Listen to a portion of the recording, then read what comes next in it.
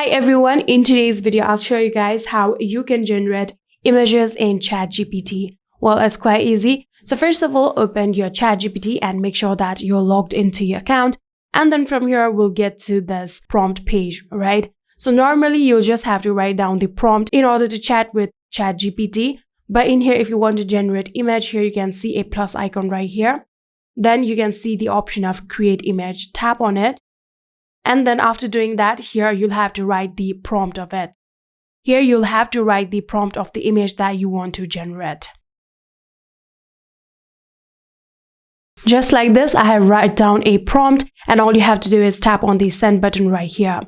So according to how busy the server of ChatGPT is, it might take time.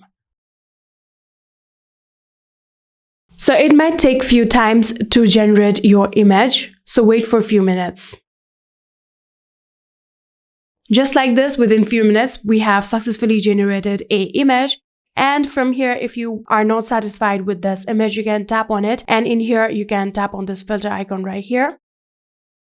And after doing that, here you can see the option of blend in a photo. So if you tap on it, your gallery will be opened. And then from your gallery, you can select the photo that you want to blend in with this photo. Or you can simply tap on take photo and take photo right now. Here you can also get the option of select area. So if you tap on this option, here you can now select the area that you want the changes to be in.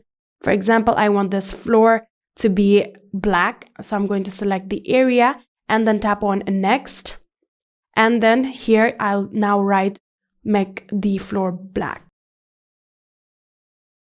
So after doing that, again, tap on the send button right here.